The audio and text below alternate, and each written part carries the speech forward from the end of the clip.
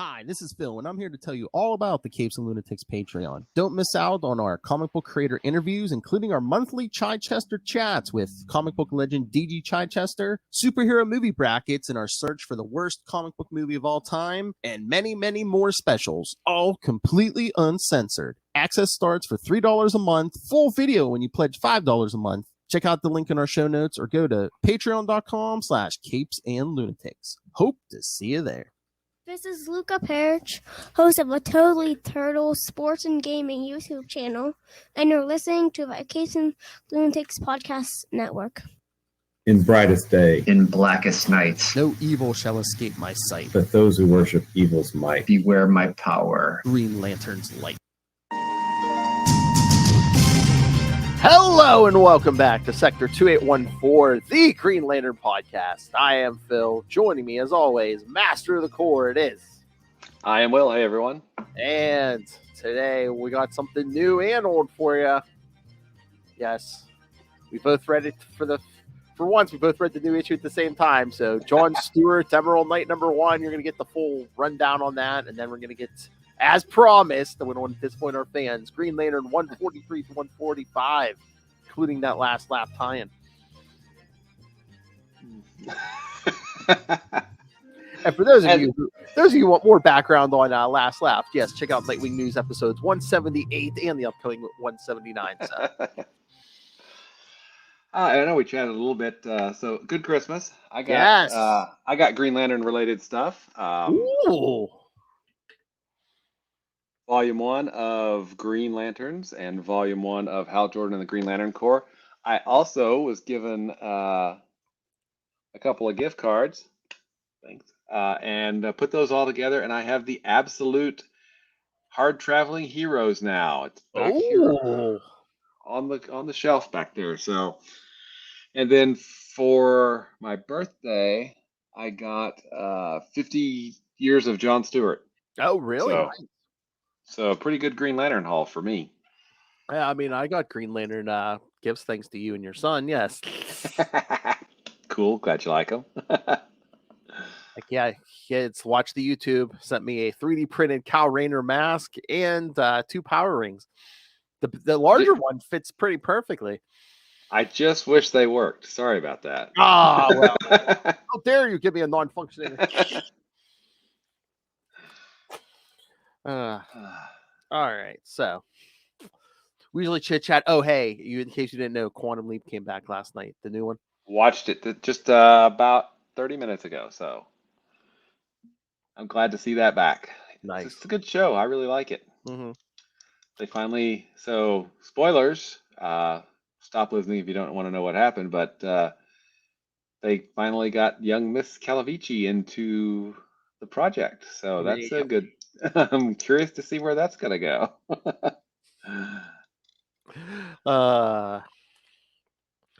What she hired mercenaries for bodyguards and thought they were going to be loyal. You know, I love it. The U.S. government pays more.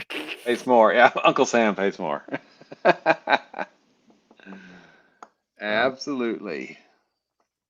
All right. We usually do some more chit chat, but I was going to say, should we give some extra time to the new issue, because we don't do a lot of new issues a lot. Yes. John Stewart, the Emerald Knight #1. Yes, I was so looking forward to this, and I'm going to just preface this with saying I am confused. Yeah, me too. That's why I'm glad you read it. That's how I'm like, I don't have to try to explain this to you. I mean, yeah, I get we're playing with hyper time. Yeah, yay. Okay, you know, that was a weird explanation too, because it's like, okay, so like alternate universes are like rivers off the source, and then hyper time is like our little eddies that go out and come back, out of the river but can flow back in, that aren't a full universe. I just don't. And then, you know, it doesn't explain anything about anything that happened in Dark Crisis, right? Yeah. Because there's a lot of, I'm going to just inconsistencies, you know, that need to be dealt with, right? Mm-hmm. And at the end was okay. Spoilers: John hypertimes himself, so there's two of him, and cuts his infinite power, in half. Which, think about that for a second. Half of infinity is still infinity, but anyway. And one of them comes back out of the dark sectors, and one of them stays in the dark sectors. Did I understand that right? Because I was I a little think so, confused. because like the one who flies off is like, okay, we got to beat this threat. We got to beat this threat, and then I'm gonna go find my wife. Yeah, and that was the one that was staying in the dark sectors. I thought the other one left before, right? That's weird. Yeah, because I was reading this, I was like, okay, yeah, I guess that one, the glowing one that just like disappears. Because I was like, what? I'm like, wait a minute, did he reabsorb him? I'm like, wait, what? What? Okay, one of them, he says, lanterns, form up. We're going home. And they're gone. Mm-hmm. And then the Emerald Knights stay with the Oh, one. the one must disappear with, it looks like Salak back there and a bunch of them. So Yeah. And then the ones that were given the god weapons were the ones that stayed, along with Lonar, it looks like. So I'm guessing one of them took Salak and the others and is going to rejoin up with the Green Lantern Corps. The other one's going to stay in the dark sector. So Yeah, and which, and again, I guess the dark sectors are pockets of hyper time. I guess he used hypertime to create so time flows fast. Is it that what they were saying? Or I don't know, did the villain say that, where it's like hyper time is like basically everyone who lives in the dark sectors are copies of people from from this universe. Yeah, I think so. So it's But meanwhile, again, another spoiler, they bring back Xanshi, but supposedly it's not a copy of Xanshi, it's the real Xanshi. it's a hypertime version of Sanchi. Yeah. So I wonder, are we going to see Fatality again? That was kind of what I was thinking because, hey, this is kind of a big deal. Sanchi is, Um, now, one thing I did like is that Katma's alive, right? Yeah, well, that's what the villain says. Is like, yeah, your wife's out there, like waiting for you Yeah. to find her. So, that's cool. I like the fact that Katma Tui is alive. Is this going to be another like Lost Lanterns thing where it's like, oh no, you just thought Star Sapphire killed her. She's been in prison this whole time.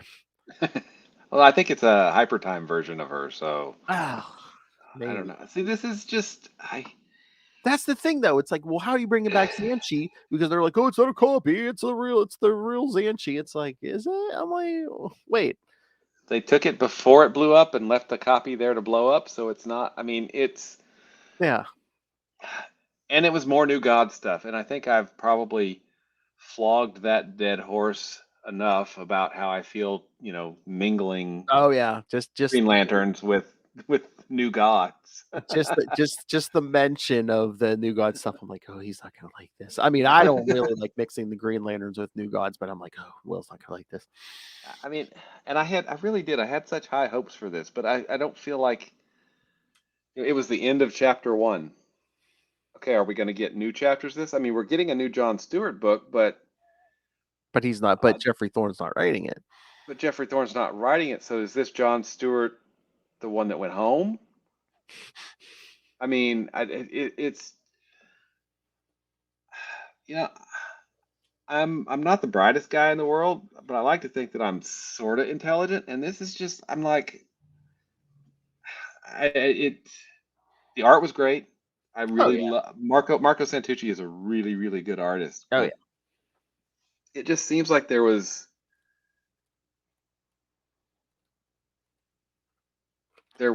leaps in logic, or maybe it brought up a lot. It brought about many more questions than it answered. Exactly, and we've been kind of waiting for answers since April, when the Green Lantern series ended, Mm-hmm. and then we had Dark Crisis, where suddenly everything was back like it's always been. But Jessica's a Yellow Lantern now, but she wasn't in Dark Crisis. You know what the answer to this is, don't you? Hyper time. Yes. You were on my wavelength, man. You were on my wavelength. Yes, where they just like give us a explanation of all this stuff. Hyperdime, okay. Okay, I don't know how that. Whatever. It's just been so long. I wonder if this point, if they were just like, okay, can you kind of leave it open ended for the next John Stewart writer to do whatever they want with the character? It's like, okay. Well, and I'm curious how. Again, half of Infinity, spoilers, is still Infinity. So John is still going to be, God tier when he comes back. So what does that mean for the rest of the core? What does that mean for the beacon thing that's on Oa? What what does any of it mean at this point? We don't know, and it's been closing in on a year since we've gotten any kind of real Green Lantern kind of stuff, right? I mean, and this is it going to be a thing where he like sacrifices all his god power to put everyone back to status quo? Is that why we see all these Green Lanterns in Dark Crisis? And I mean, I don't know. It's because we were left with a very. And please, all future Green Lantern writers, don't just have him wake up one morning and forget he has god powers. We've done that already. Yes, exactly. The end of the last Green Lantern series left things in kind of an interesting status quo. And in fact, it left some things kind of on cliffhangers. We don't know, what happened with a lot of characters. For instance, we didn't see Guy Gardner at all, really, right at the end. We don't know. We didn't see Kyle at the end, although Kyle does get picked up in Dark Crisis. Yep. But, suddenly Simon has a ring again. But he didn't at the end of the. I mean, it's. I really don't feel like.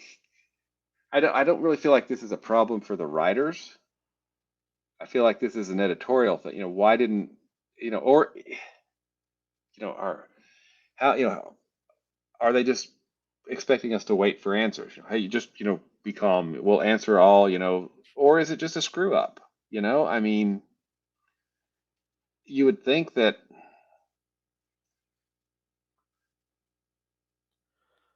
Since there was not an ongoing Green Lantern series, that status quo that was established at the end of that series would have been what would have been respected for the next 8 months, because hey, it's been 8 months, right?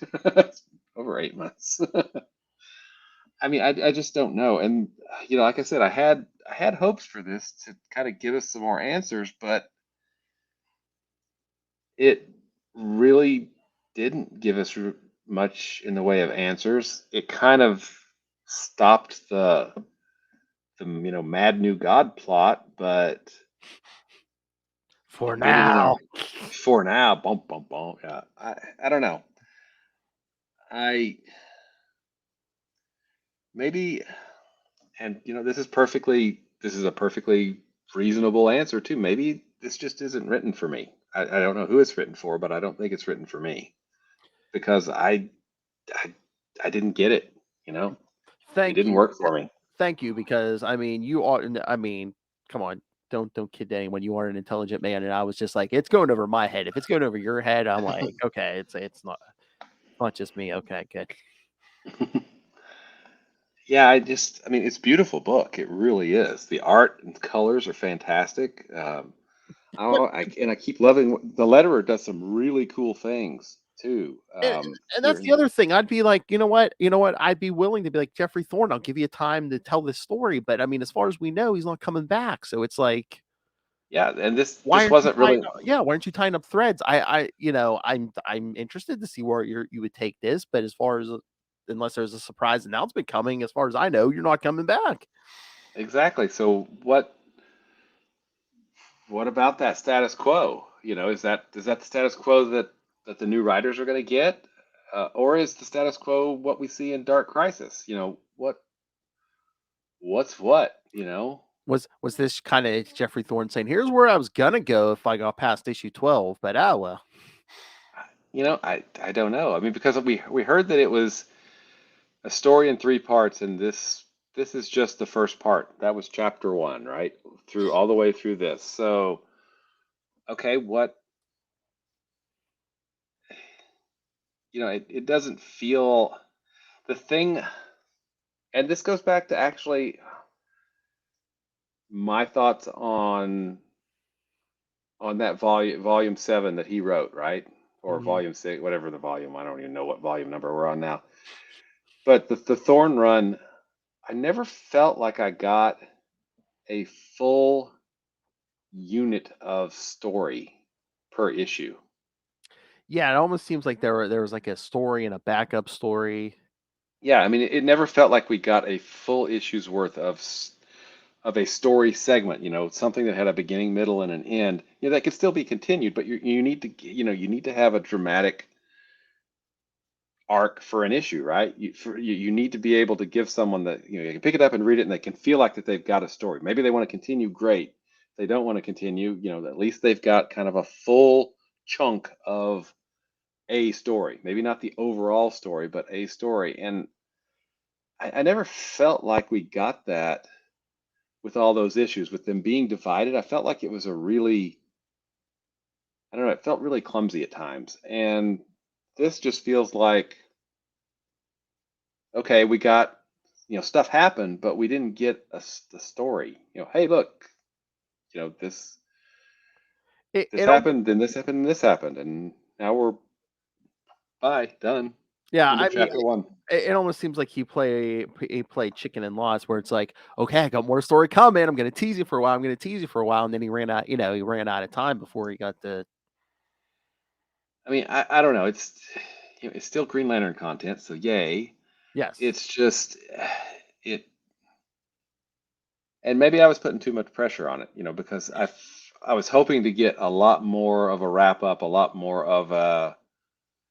I guess I was hoping for this would be more of a coda or something to his run, since it's I'm assuming at this point, because I don't know anything, that he's not continuing. He's not going to continue to write the character, at least not in the immediate, because we know that is it Mariko Takara? I believe, Takara? yeah. Well, she wasn't she writing the Howl book, Our and book, then and then Philip Kennedy Johnson is writing the John Stewart book. yeah, So, I don't feel like the 12 issues that we got were a complete story. yeah, And I don't feel like this issue, in addition to those, helped make the story more complete. It just really kind of muddied things and confused things, at least in my opinion. yeah. But again, I mean, it is a beautiful book. It The is. art is gorgeous. The colors are gorgeous. The lettering has got the letterer Michael Adave Ativa.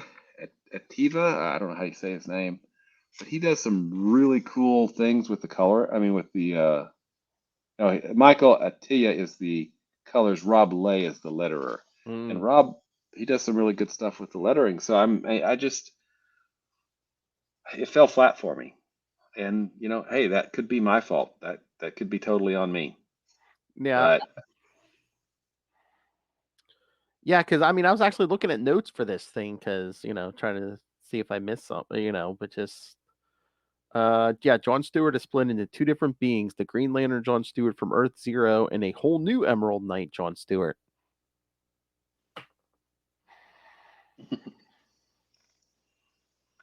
The dark sectors are oh, confirmed to be single pocket dimensions born from pieces of hypertime. okay. No, whatever that means. Again, kids, for those of you who don't know, hypertime was around what around 1999, 2000 when they hadn't brought the Uh, multiverse back, and it was kind of was it oh Mark wait, yeah, Waid and his Mark Waid and Grant brothers? Morrison, I believe. Yeah, Yeah, yeah, yeah, and they kind of came up with a way to play with like alternate, you know, versions of stuff without having the having multiverse. having access to the multiverse. Yeah. But now we have access to the multiverse and we have hypertime. So, and there's an omniverse out there, I'm sure, as well. So, whatever. It's just,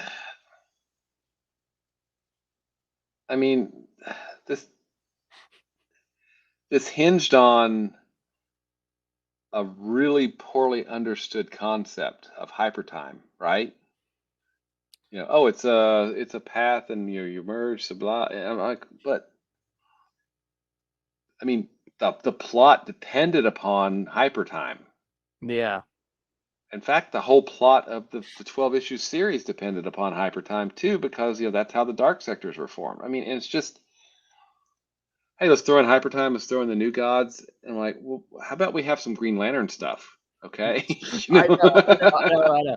Yeah, because it's like, I'm sorry, but I'm here for like Green Lantern power rings, and I mean, we're fighting with swords and stuff. I'm like, I mean, it I know they're just, powerful swords, but and the thing is, like John Stewart is great. I love John Stewart, but I don't feel like this propelled his character forward a lot. I mean, I just, okay, and granted, I don't know anything. I'm just going off of what I've read, right? If you're going to power up John from the Godstorm, and he is an ascended being, then you're fundamentally changing John Stewart, at least the John Stewart that we have grown very much accustomed to for, say, about the last 30 years, right? yeah. Post Mosaic, right? Yeah. Because he was a Guardian for a while, and then that all went whatever. So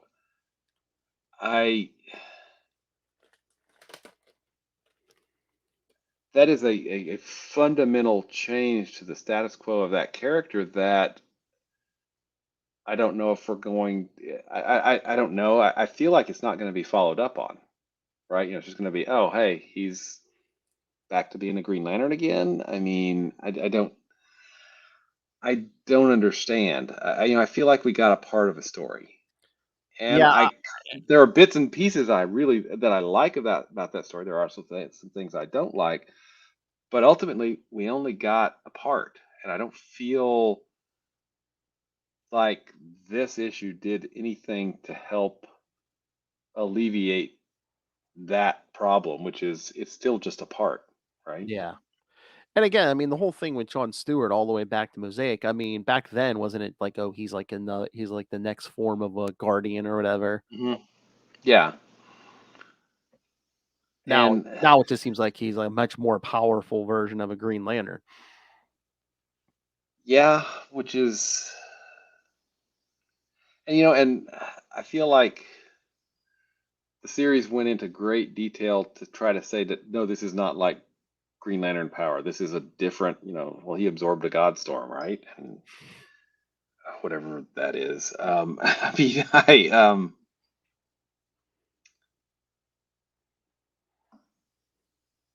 I just I don't get it. I really don't. And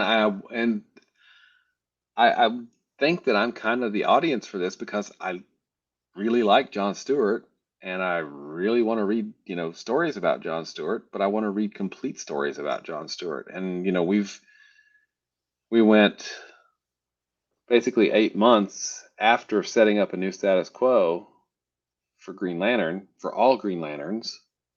And I do want to come back to something because there's a couple of things that,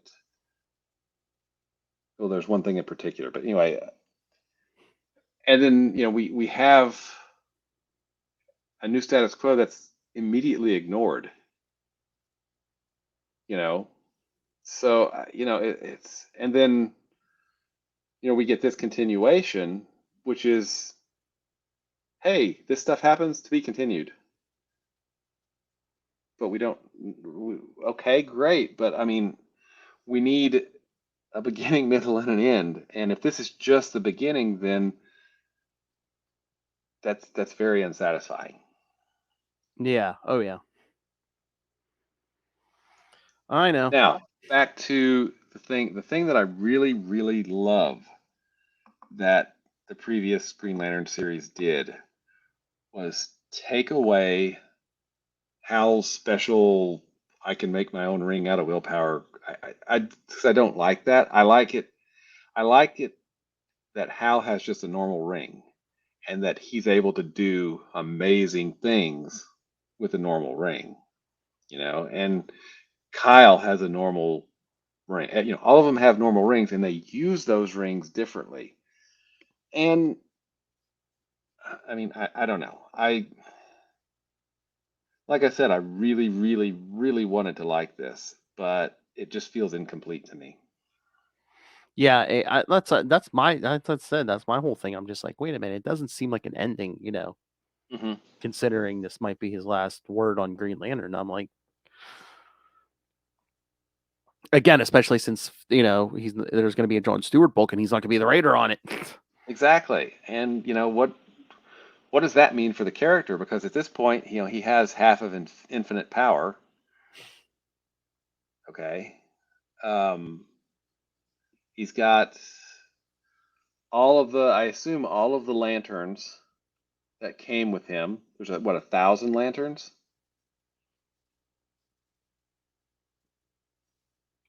That Yeah, came with him into the dark sectors. Was it 1,000? something Can't like remember. that. It was some large number. And a bunch of them are apparently dead, right? Yeah, So, um, I guess one of the things, and I don't know, I've been reading comics for a very long time.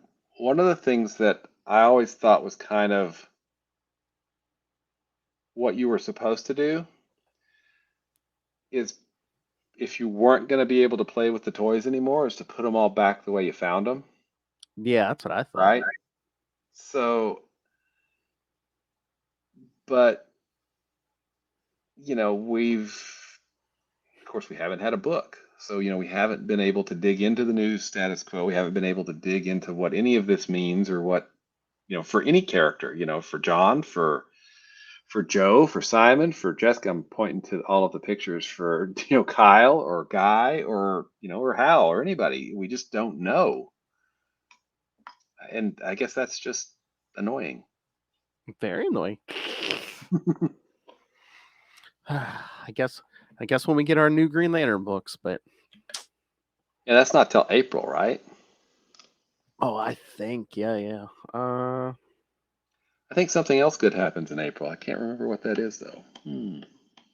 Yes, God, Plato's world.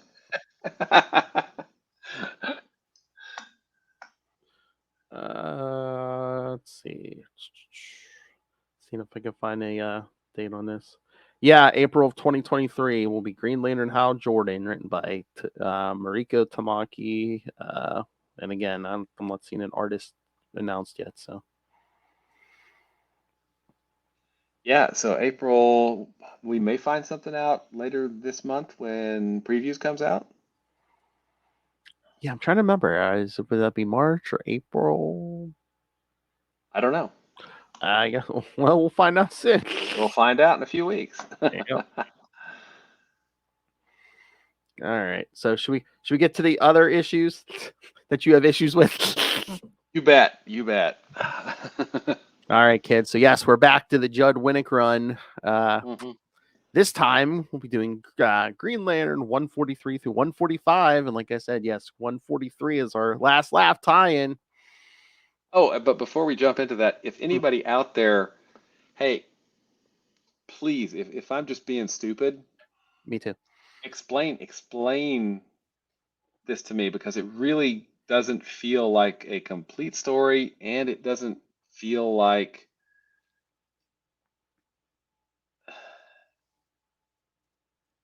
anyway, just explain it to me, please. That's the thing though. When a writer doesn't wrap it up, I mean that's fine, but then it's like a lot of times, it happens. Or like the next writer will pick it up and go.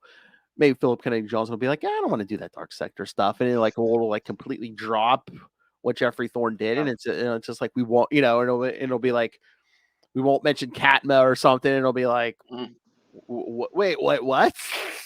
We saw this at the end of Mosaic and Emerald Twilight, right? Boom, all that stuff was just washed away because Katma was back, ish, along with Chip, ish. I mean, I don't know, man. But then he went to bed one night and forgot all that. Apparently, he made Ganthet make him forget that. So Exactly. Yeah. Wait. We're having a little problem over here with Hal Jordan, but yeah, I'll spare I'll some go time over here. for Howard Yeah. to wipe the memory. Yeah. Yeah. Don't help us or nothing. Yeah. I, of course, love Hal Jordan. All right. Speaking of unlimited power. All right. Nice segue into Thank you. Green Lantern number 143. Like I said, last laugh tie-in from December 2001. Mm-hmm. Here's your title, kids. I'm here all week. Make sure to take care of your waitress.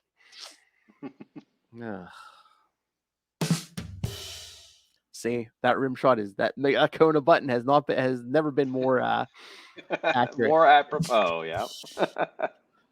Writer Judd Winnick, penciler Dale Eaglesham, inker Rodney Ramos, colorist Moose Bauman, and letterer Chris Iliopoulos, editor Bob Schreck. The story begins in a flashback to a place somewhere in Europe. There was a small village in Eastern Europe during the Cold War. Outside of the village, there was a forest. At first, a few elderly farmers began to disappear, but a short time later, children as well began to vanish. No one knows what evil resides in the forest, only that the monsters that live there are yellow. Then we see Alexander Nero and yellow chains being commanded by yellow monsters who want Nero to bring more people to them so that they can feed. He tries to convince them that he will bring them more, but the monsters don't believe him and they start whipping him. It is then revealed that these monsters are constructs created by Alex's ring. That's not even half of it, what you're going to get tonight, kids. We get a Jokerized Graven. Yep. All right. The scene then jumps to New York City, where we see Green Lantern Kal Rayner and Jade at the Statue of Liberty, which has been defaced with the smile of the Joker over the face of the statue. Jade thinks that the Joker's behind the vandalism on the statue, but Kal thinks otherwise. The smile is just not funny, which means that the Joker couldn't have done it. Instead, he believes it must have been one of the Jokerized villains. They then combine their powers to fix the statue back to its normal image. Yes, kids, for those of you not familiar with Last Laugh, yes, the Joker has escaped from the Slab Penitentiary and using the gas the guards were using to try to calm the prisoners as one component of his Joker gas to Jokerize all the villains. So, and then set a bunch of them free. Yeah. Don't worry, kids. Joker's gonna die at the end of this. Don't worry. Of course he will. Oh, he does, but not for long. In a totally in character moment, Nightwing beats him to death, only to have the Joker be resuscitated. Yeah. Thank you, Chuck. Thank you, Chuck Dixon. Thank you, Scott Bate.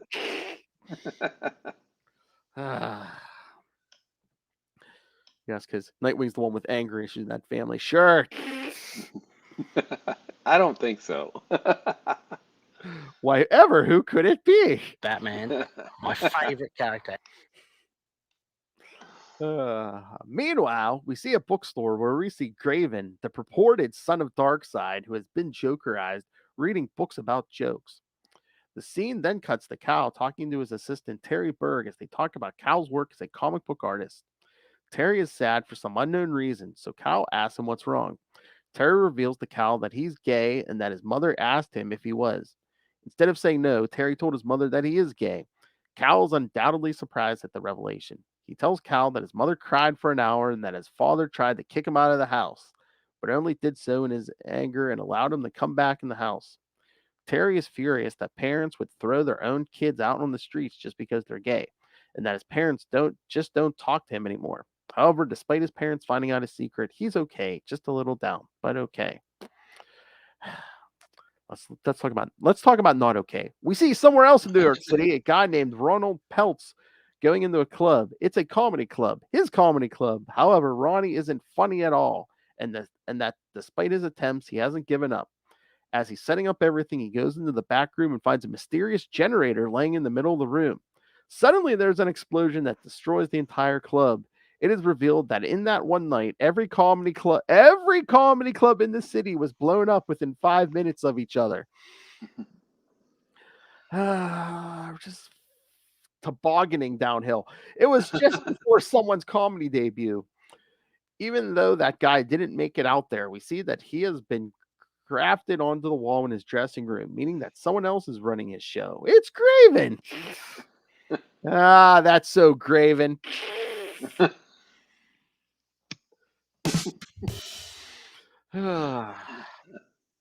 Holding the entire audience hostage, Graven tells the audience jokes that aren't funny at all. What are you tell me they don't have humor on Apocalypse? Get out of here. Get out of here. Get out of here. Just as Graven is about to tell his next joke, Green Lantern pulls him off the stage, telling him that his show is over. However, Graven responds by unleashing his Omega beams on him, which causes a big explosion that destroys the entire backstage area. As Cal and Graven battle each other on the rooftops, Jade tries to get the crowd to calm down. She calls Cal and tells him that they have a problem.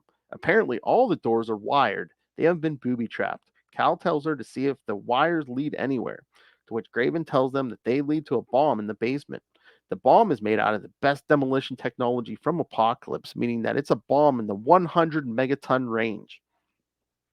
At that moment, Cal powers up and realizes that in the past year since he got the Green Lantern ring, he's been going through some changes, such as his ring not needing to be recharged and the increase in his power.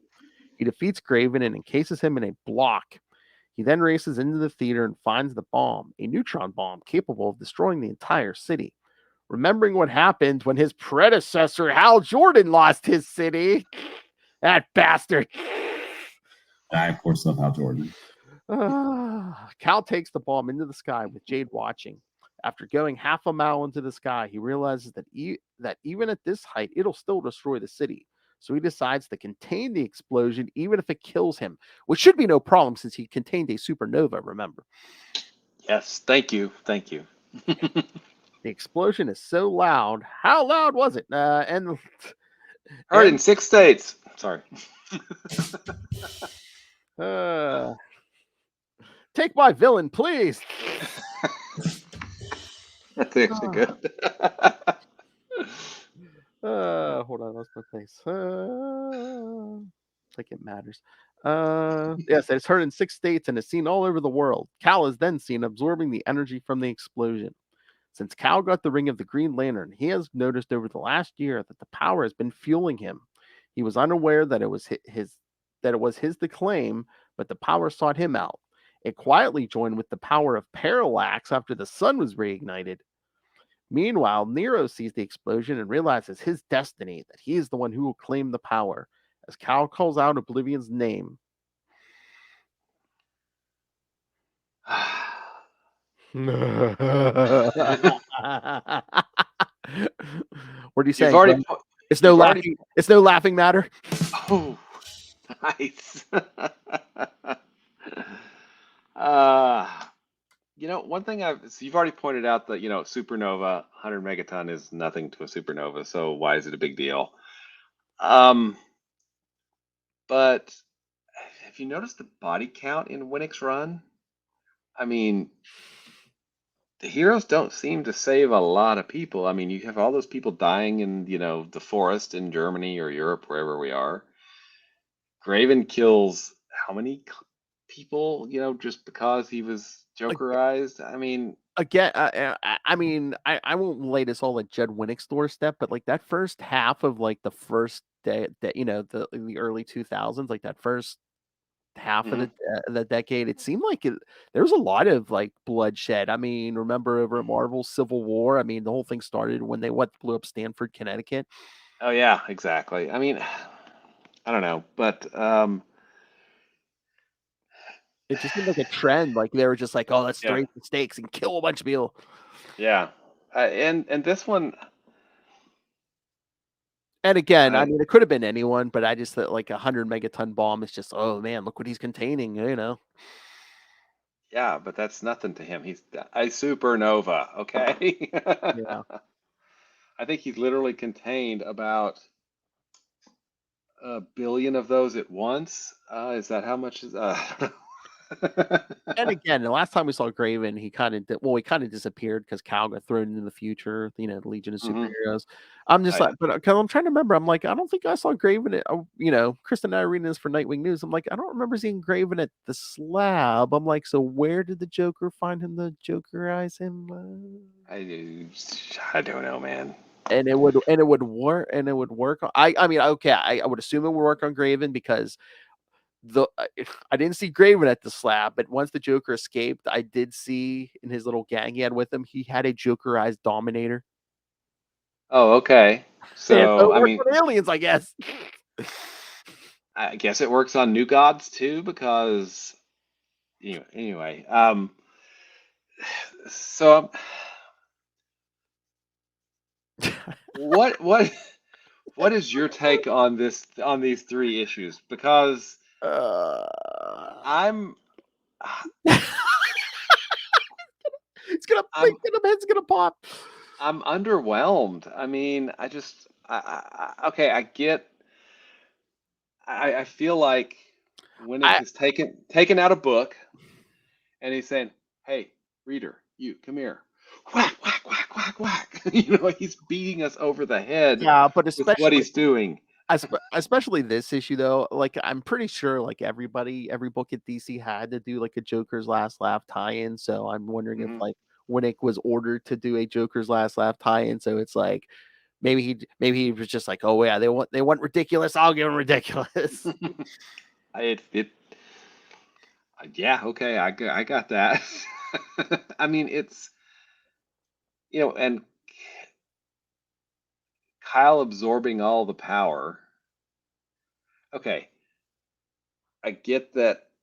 I guess the ring has tapped into the residual parallax energy and the energy that he spun off for Oblivion and then brought it all back, and now he's got more power. But why does that power have to go to him? Why not just back to the power battery? I understand story reasons. He needs to be all powerful so we can say something, about power and responsibility and all those things. But Well, I'm trying to remember. Is it in these? Isn't the whole Oblivion thing in the mix here too? Where it's like, oh yeah, yeah, some of Parallax's powers mixed with that whole mhm, Oblivion thing we got in Ring and Fire, and yeah. I mean, I really think Winnick excels at writing non-superhero stuff,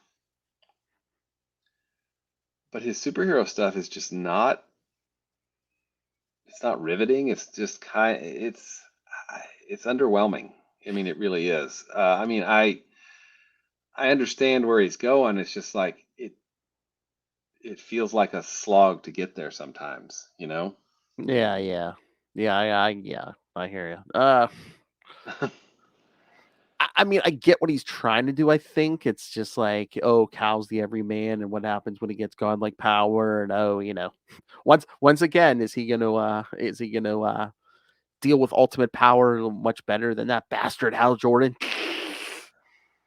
Who we see in the next issue or the issue after next? No, we see him in 145, don't we? Trying to remember because I read these back to back to back, so I Yeah, can't I remember. did too. So I don't remember where the break was, but All right. So we get to 144. Can you take it? let's do it, man. Let's do it. With the big glowing green Cal Rayner on the cover. All right. Green Lantern 144, January 2002. The Battle of Fire and Light. Where's this taking place? At Taco Bell bathroom?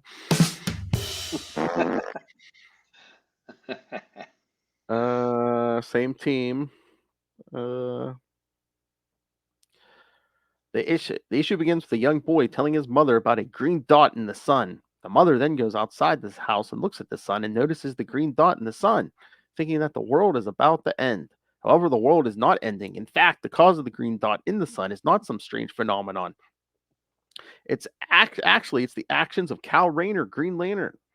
We then see Cal in the sun, surrounded by green energy. His girlfriend Jade is trying to get his attention, but all he does is look at her.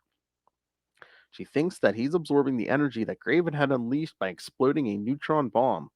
Unfortunately, he cannot hear her as he's trying to figure out where he is.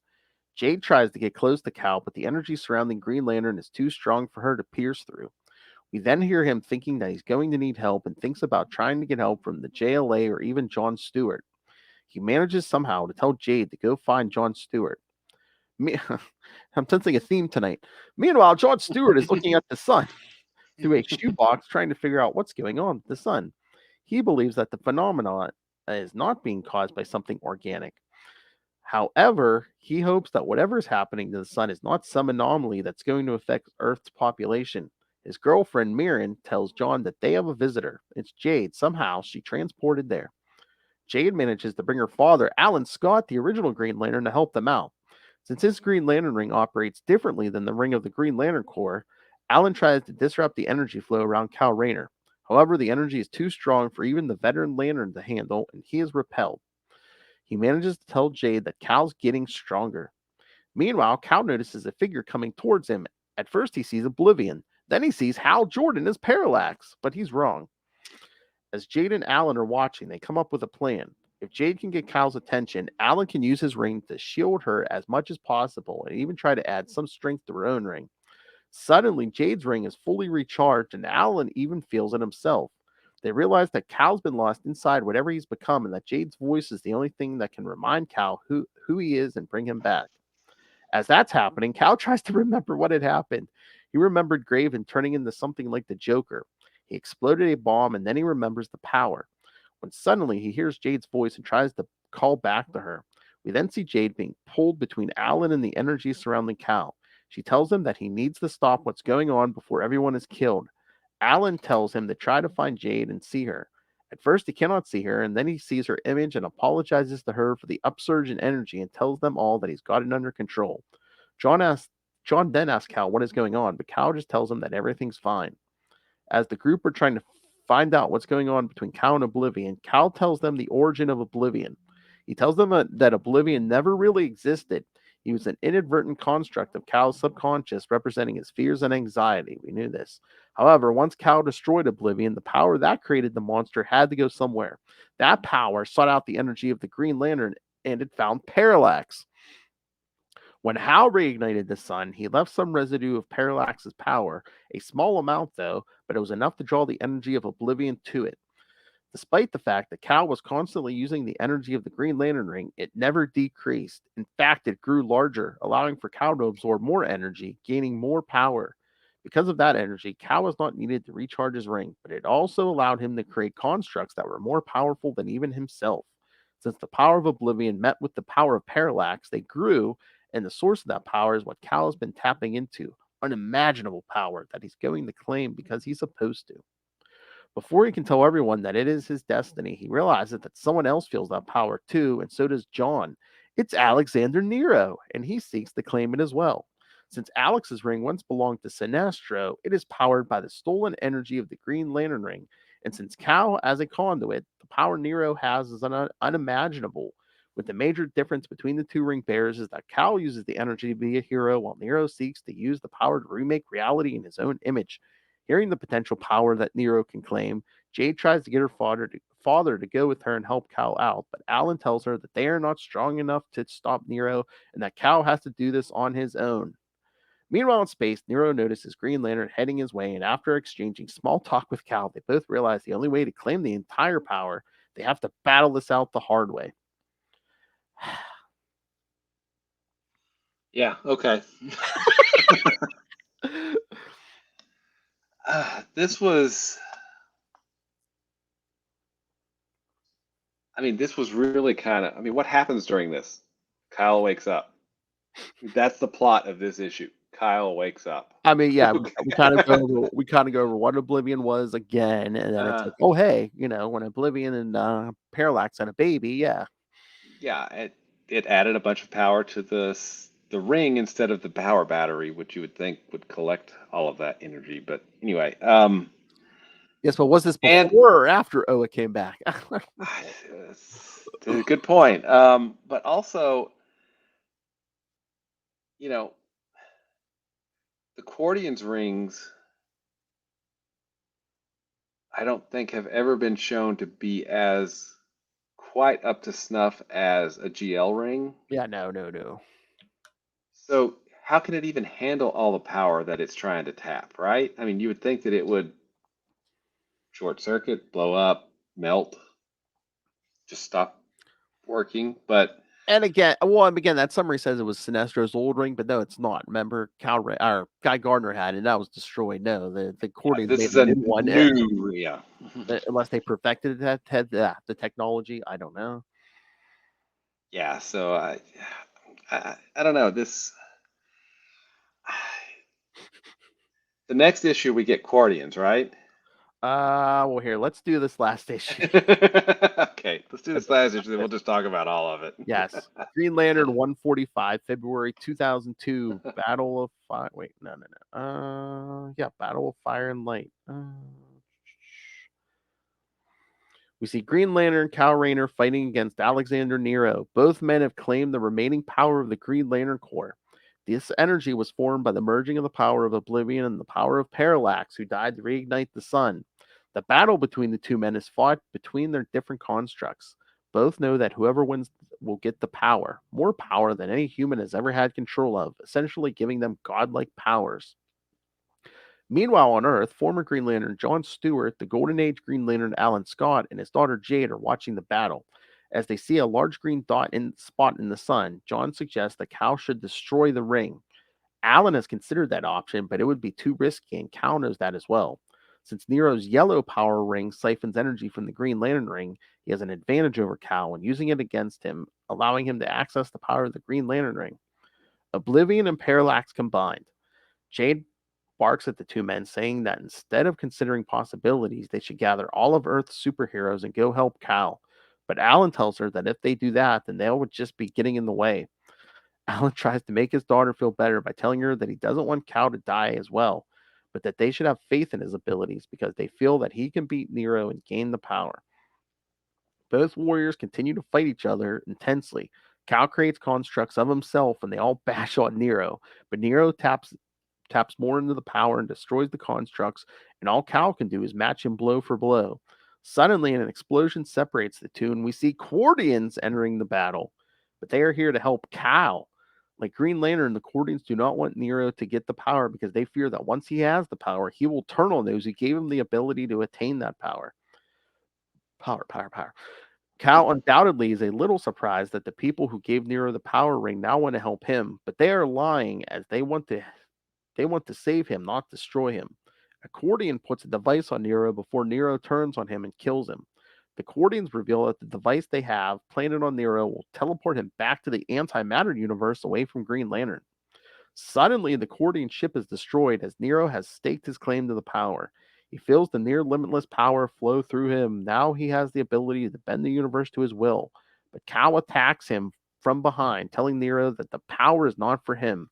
But Nero strikes back, telling Green Lantern that he's too late as he has now become a living god, and he will force Kal to kneel before his creator.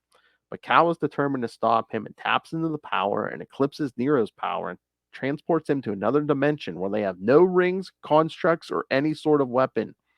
If the battle is to be decided now, it will be over flesh and blood, and they start fighting each other. Kal has the upper hand, but Nero gains the advantage and starts beating Kal. But the Emerald Hero will not stop, and he pummels Nero to the point of unconsciousness. Just as he's about to finish Nero, he sees a portal back to the real world. He sees the image of when the last of the Guardians of the Universe, Ganthet, gave him the last Green Lantern ring. Kal realizes that this is the work of his predecessor, Hal Jordan. There we go. Somebody perked up. I, of course, love Hal Jordan. As the Spectre, Hal tells Kal that he is showing him the possibilities of his choices. He can go back and stop becoming Green Lantern, or he can go back and claim the power that he feels belongs to him. Kal fears that Hal is showing him these possibilities because he will become a bigger danger than Hal was when he became Parallax. However, that is not Hal's intent. He tells Kal that the reason why he's showing him these things is because he wishes that someone would have shown him the possibilities of his actions. And Kal has made his decision. Kal comes out of the dimension and heads towards the sun and into the power of the Green Lantern. He begins absorbing the energy which is beginning to overwhelm him, but Kal will bend Cal will bend to the power, not break under it. He is no longer Green Lantern. He is no longer Oblivion. He is not Parallax. He is more and less in every sense. He is Ion.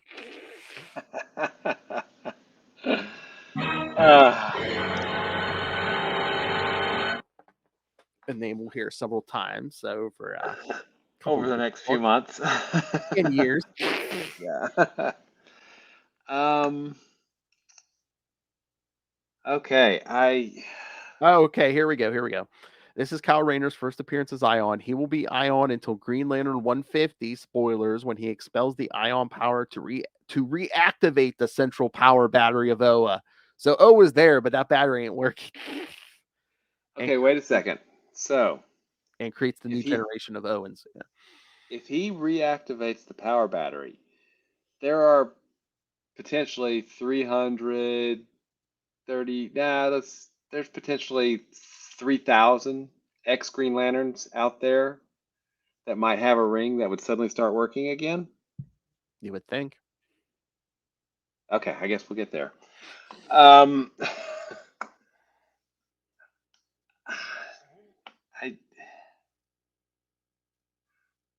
should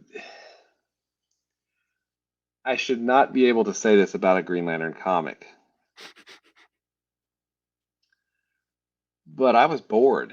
Were you bored? A little bit. I mean, I've read this before, but I mean, I get you. I mean, I'm like, that's the thing. Technically, Judd Winnick isn't a bad writer, but I'm just like, for a Green Lantern book, it doesn't seem like each issue on its own, a lot happens. I mean, and even in these 3 issues, I mean, Kyle heckles a comedy club, goes to sleep or is in a dream, and then wakes up, and then, I still don't understand why he's fighting Nero for this power, because ultimately it's really Green Lantern power, so it's his, and a ring. That's why you have batteries. Rings can't handle that amount of power, right? So it just feels like, I mean, unless he's worried Nero's going to supernova, I don't know. I don't know. I mean, and yeah, Kyle. One thing that Winnick did early on was like, yes, Kyle with a person with a power ring is ridiculously powerful. But the things that he has Kyle do to demonstrate how he's even more ridiculously powerful now than he used to be don't really seem like much. It doesn't seem like it's super next level stuff, right? Yeah.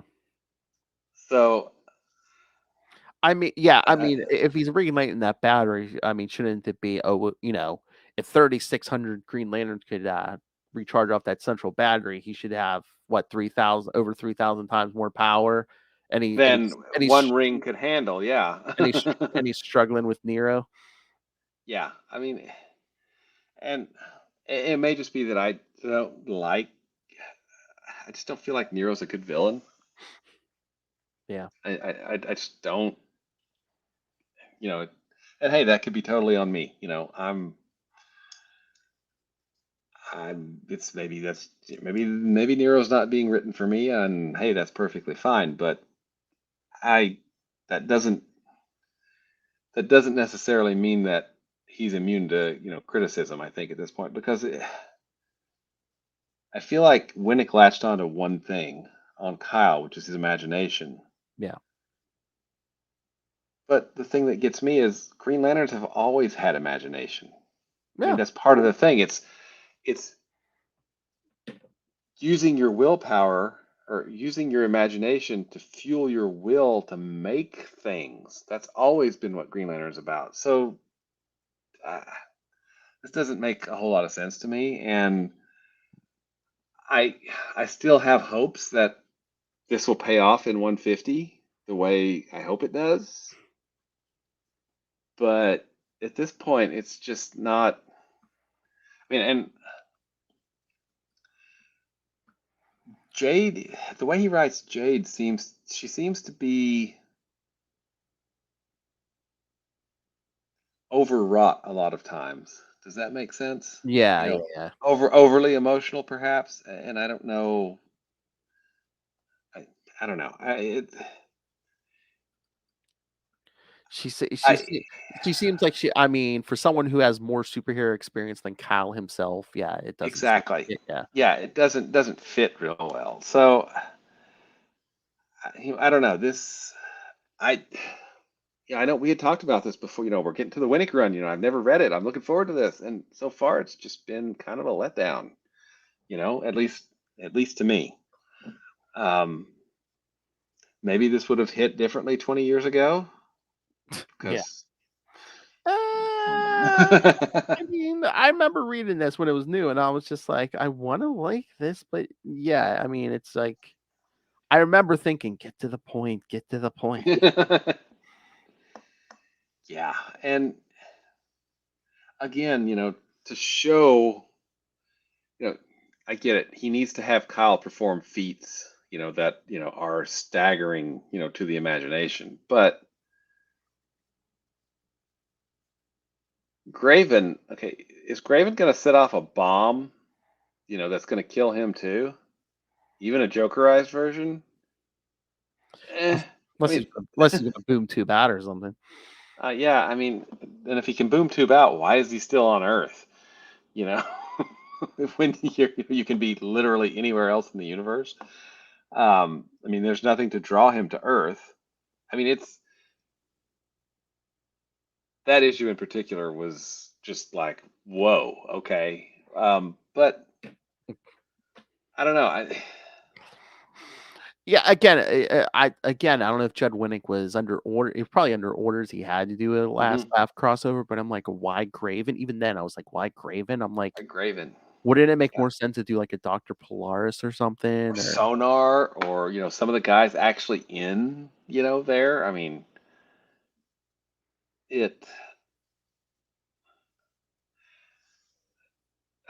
I don't know. I mean, okay, look at the Spectre issue that we got with the Jokerized Spectre. I mean, that was a really, really, really good issue. I mean, Yeah. of a really good series that I had deep misgivings about and did not want to like. And yet it's really great, and that's the strength of the writing and the great artists that are working on that series. And just the opposite. I want to like this. I really, really do. But it's just there's something missing, or there's several somethings missing. I'm not sure exactly what all of them are, but all of them together kind of kill this book for me. Like every writer should be original, but it's like it's so different than Ron Mars. Just the pacing and just the way the places he takes the story, everything is like completely different. Yeah, and that's not necessarily a bad thing. It's Yeah, just no, some say, yeah, and he certainly, I mean, Winnick certainly shines when he's, I think, telling the stories he really wants to tell, which is Kyle as an artist with Terry and just no superhero stuff. I think I feel like he really struggles with the superhero stuff. I mean, with Nero's first appearance, where we get, we may have to kill him. Where the heck did that come from? Just get his ring off of him. Have Batman walk up to him and pull it off of him. It wouldn't be the first time. yeah.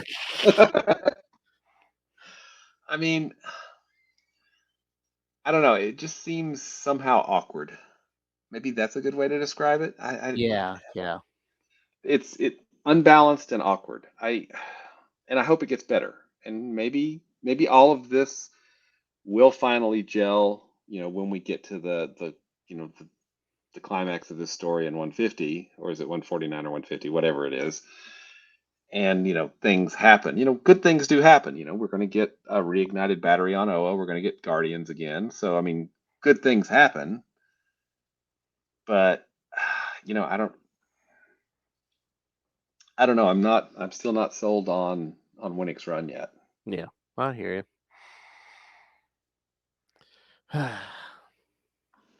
And to back up, like I said, I wanted to really dislike the Spectre because, I thought that just no, okay. And I had probably misgivings about the Mars run too, just because that was what replaced Hal, and having decades of distance at this point and going back and reading it, I was surprised at how much I enjoyed it. So it's Green Lantern is always surprising, apparently, at least to me. Yeah.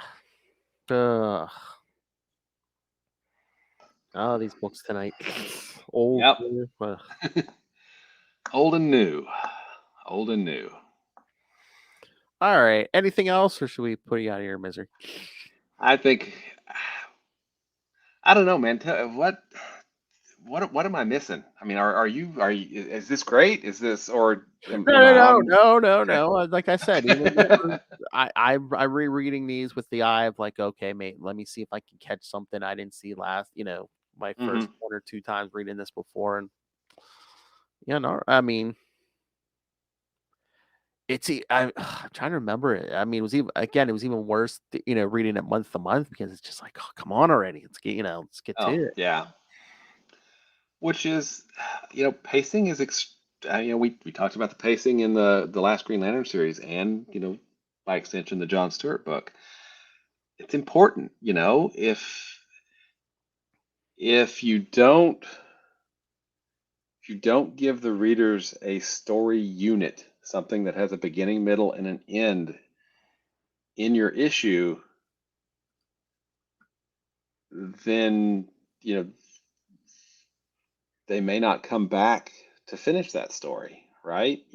That's not to say that every story needs to be done in one, but there needs to be some unit that happens, a beginning, middle, and end of something, and then maybe a larger story continues into the next issue or something. But I don't feel like we get. I don't feel like we got that on the Thorn run, and I'm feeling that way pretty similarly with the Winnick run as well. I mean, and I don't know if it's because this is Winnick's really his first superhero work, right? I think so. It may just be an experience on his part. I don't know if I haven't read. I don't know what else Thorn has done. Maybe it's the same. I mean, I don't know, but pacing is a problem, I think, with everything that we've talked about tonight. Yeah. Oh yeah. Again, it's like, yeah, I mean, that's the whole thing. That's my thing with the Winnick run. It's like, well, when are we going to get back to fatality? When are we going to get Yeah. And John, we're about to get to a point where John realizes that it's psychosomatic and he gets a ring, right? Yeah. I think he gets another copy ring like Jade has. Yeah. Mm-hmm. I don't know. I do want to. I still have hopes, man. that this Oh, is yeah. that Winnick's going to pull it out and knock it out of the park for the finale here. But sometimes hope is hard to hold on to. Maybe I should get a blue ring. Where's a blue ring? But yeah, I mean, yeah, once we get to the end of the Winnick run, yeah, we'll see what we think. Yeah. Because it'll be fresh, and then we can just kind of discuss it. How many issues is his entire run? Is it like 30, maybe 25, 24? Something like I'll that. Yeah. I'll look it up and see what it is. Yeah, don't we get like that Green Arrow crossover or something, I think? Might be like late 150s or early 160s, yeah. That's right. Yeah, that's because that's his final issue. Is like, yeah, I'll look that up and we'll figure it out. We will figure it out. Man, I feel like it's kind of I feel like I'm being a downer, man. I mean, yeah, we're reading Green Lantern, but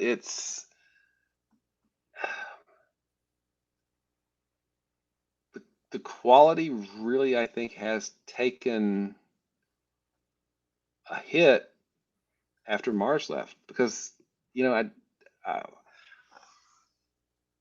I don't feel like we could criticize Mars's books the same way that we've been able to criticize Winnick's because they were very effective Mars was very effective at what he was doing, and he did it very well, and he did it consistently for almost 7 years. So, and again, I think the proof's in the sales. I mean, I think that this is probably one of the main reasons they brought Hal back. yeah, I think you're right. And one of these days, I'm going to find that book that would list me the sales for these issues, and we can kind of back that up with maybe some data. Yeah. All right, but next week, all right, we're gonna do 2 Judd Winnick issues, Green Lantern 146 and 147, and I'll give you a little different taste here, kids. Action Comics 789 and 790. Something happened to Guy Gardner during our Worlds at War. What was it? Oh, you're gonna tune in and find out. I miss Guy. Oh, get some Guy next week. All right. And then in 2 weeks, we'll do Green Lantern 148 through 150. So we'll get the conclusion of that Ion stuff. And then in 3 weeks, we'll be back with more Spectre 18 through 23. So nice. And then after that, we'll finish Spectre off. So that's kind of like the next month. Well, then we'll do after that 2 more weeks of Judd Winnick, and then we'll finish off the Spectre run. Well, we'll do the last couple issues of Spectre, and then the week after that we'll do the JLA Spectre Soul War 1 and 2. Cool. And that'll get us into February, right? Yeah. Well, because actually the episode where we do Spectre 24 through 27 will hit the podcast the first week of March. So. Wow. So we are very much on the downside here of this Green Lantern series and everything Green Lantern pre-rebirth. And then plus once we get to Green Lantern 156 and 157, where I believe John Stewart gets that ring. Yeah, we're gonna do. Remember, you want to do Cosmic Odyssey? Well, we're gonna do Cosmic Odyssey. Nice. Hey, which is reprinted in 50 Years of John Stewart, which is right up there. Yes. They reprinted, I guess is it number 2 or 3 that Xanshi gets blown up? I think it's number 3. I forget. But I'm not sure. It's been a while. Yeah. Yeah. Oh, but kids, stay tuned on that. But in another 10 episodes, episode 111, we're going to be doing our crossover with me and Justin's show, Marvel Tales. We're going to do that JLA Avengers crossover finally. Woo. Yep, So, that's a classic with the very much missed George Perez on art. Lots of good stuff coming in there. And remember, kids, episode 118, Rebirth. Oh my God, you are gonna be so. You won't be able to stay in his seat that episode, kids. I know. I'll just be so happy. I don't know which copy should I read it out of? Should I read it out of the hardcover? Should I read it out of the softcover? I'll get the Absolute Edition.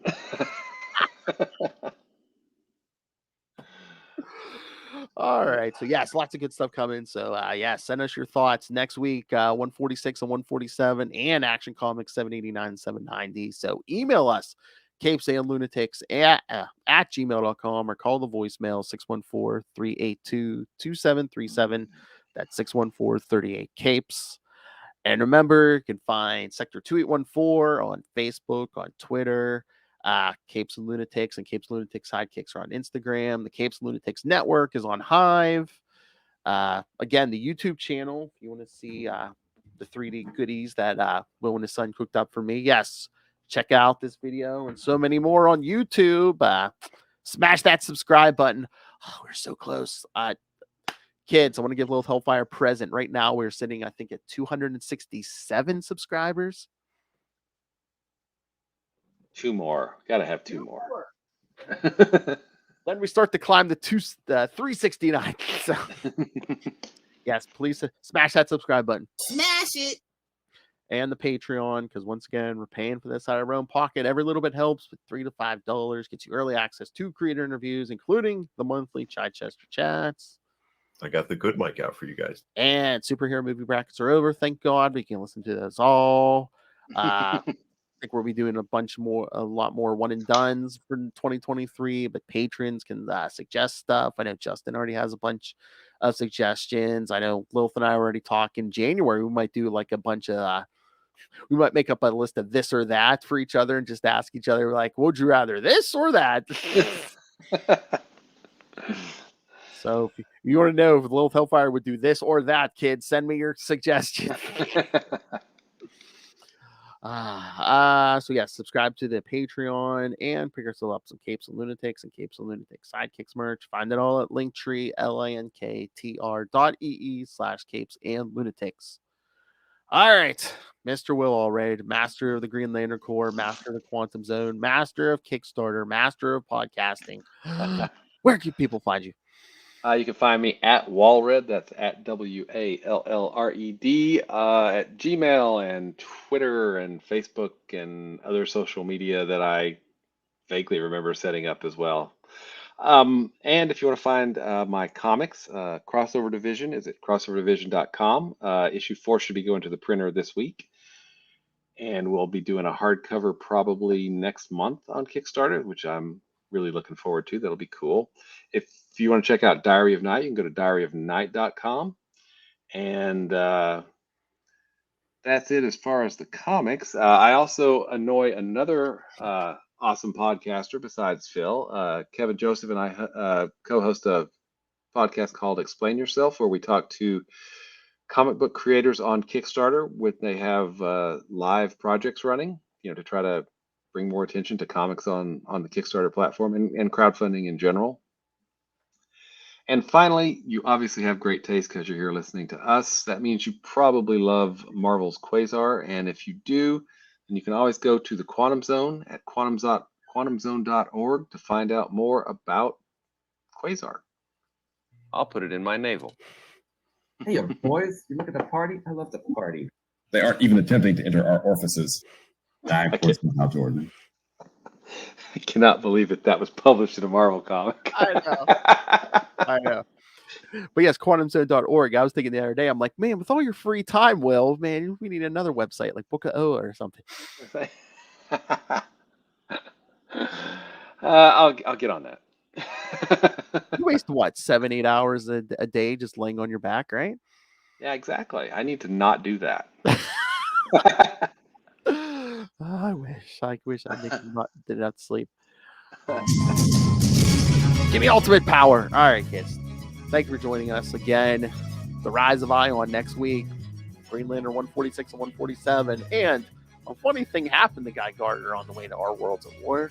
We're about to find out what it is. Get some Superman in here. Yeah. Wait, is it the proper Superman, Phil?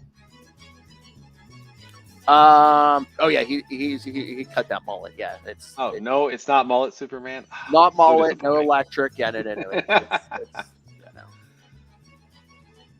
It's classic, huh? All right, kids, come back next time, and remember, why did the chicken cross the road? Get away from that 100 megaton bomb. Good night. Or wait,